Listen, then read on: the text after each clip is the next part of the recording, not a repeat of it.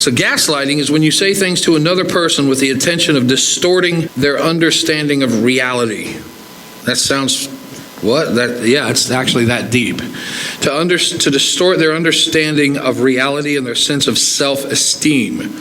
To make them feel inferior to you so they will be dependent on you in your views.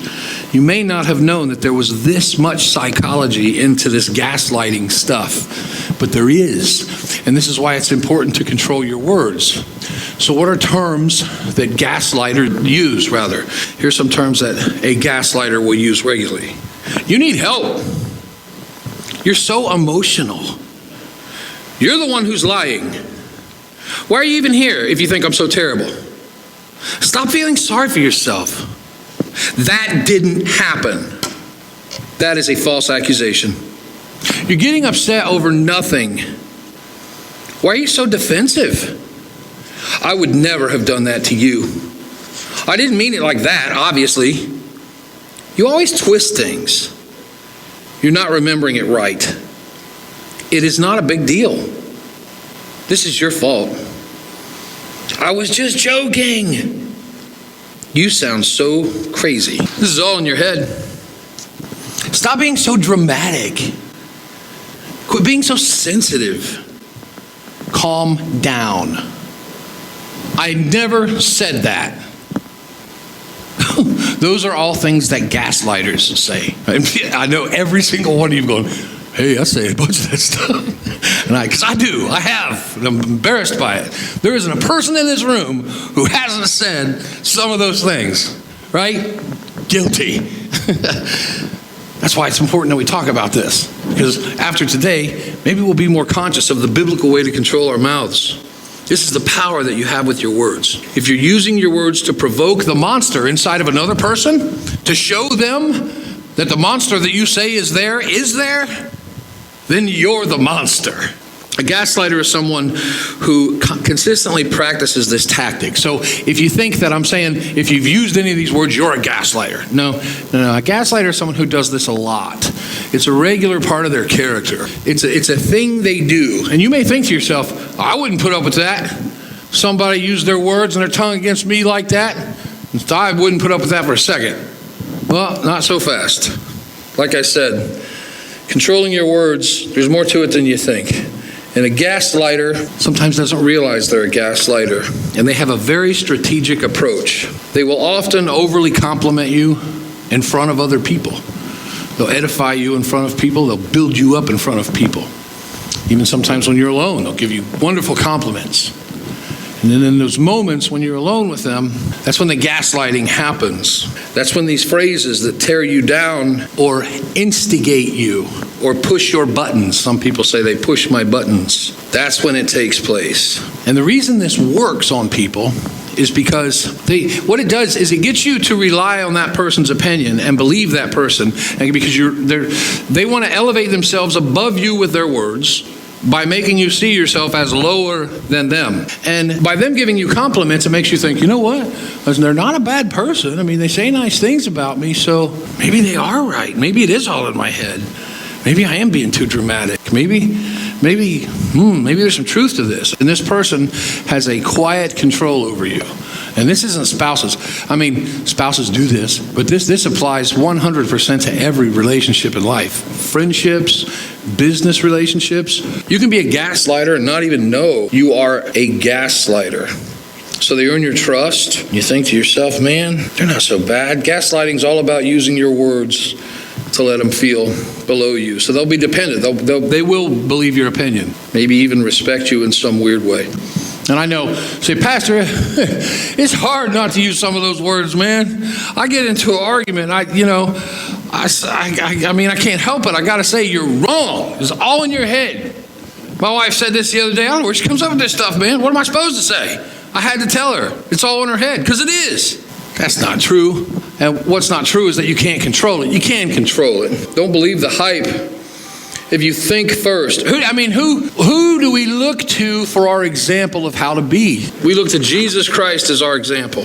Now, these phrases are so commonly used. Jesus never used phrases like that. Never, ever, never, never.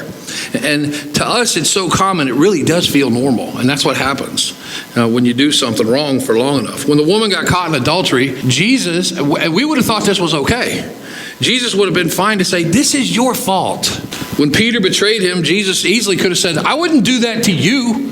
When Nicodemus asked Jesus, can a man crawl back into his mother's womb and be born again? Is that what you're talking about? Jesus didn't say, don't be so dramatic. When the Pharisees chastised him because his disciples didn't wash their hands according to Jewish tradition, Jesus didn't say, it's not a big deal. When they were questioning him, making him out to be some kind of villain, Jesus didn't say, you know what, you're always twisting things. But you know what, to us, each one of those phrases sounds appropriate, doesn't it? Be honest, it does. It does. It sounds like, well, he would have had a right to say that. That's because we think that way. Jesus didn't think that way. Jesus didn't say things like that. And that's why if you really examine the things he said, sometimes we put a mirror up to our habits and the way Jesus spoke. There's a huge difference in the things that we think are normal. And we understand what the power of words are when we look at ourselves and the way we communicate with each other compared to the way Jesus did it. Because our words are what? The authorized representatives of our feelings. We should always use our words to express our point while maintaining respect for the other person. And that's the tough thing too. When you're arguing with somebody, you want to get that quick blow, that jab in. You want to, just real quick, just some little, just real quick little thing I got to say real quick, just so I can get a little strike in there. And that's human nature. Human nature's wrong. We know that. If it wasn't, Jesus wouldn't be here to rescue us from ourselves. The more respected another person feels, the more likely they are to listen to you. We can make our words whatever we want. Bats, butterflies, pillows, piranhas, you get to pick. It's not just the words themselves, it's how we deliver the words. Sarcasm has a very fine home in the context of humor, but it has no home in the context of heartfelt communication with someone. And increasing the volume of my voice doesn't increase me being right. It doesn't make me more right. And it doesn't make the other person more willing to listen because I'm talking louder. Allowing your emotions to control your mouth only destroys your credibility and serves to assassinate all of the authority of your position in an argument. So any authority that you take into a discussion with someone is assassinated when you give the wheel to your emotions. Or people say, well, you got to give them a piece of your mind. I'm going to give you a piece of my mind. Here's the idiot piece. Have that. Who's the idiot now? What? Yeah, that's how that works. You give somebody a piece of your mind, you're giving them the dumb piece. So the doctor starts by his examination, find out what's wrong with your body by first carefully examining your tongue. And guess who does the same thing? God. You want to know about your spiritual health? God will say, show me your tongue. There are a few ground rules. This works in every relationship, especially marriage. And that rule is, and when you're wrong, say you're sorry. And when you're right, shut up. That's it. And the other rule is always avoid saying always and never say never. So when we talk to people, those words are so damaging. When you say something, you always do this. First of all, it's inaccurate and it's not fair to say that to someone. That's like you're putting a permanent label on them about some way that you don't really feel about them, but it's only used to hurt them. And never say never. Don't go, you never do. I ask you, you just never do it. You never listen to me. Always and never are damaging words because they're so absolute and final. They're disrespectful and painful to use.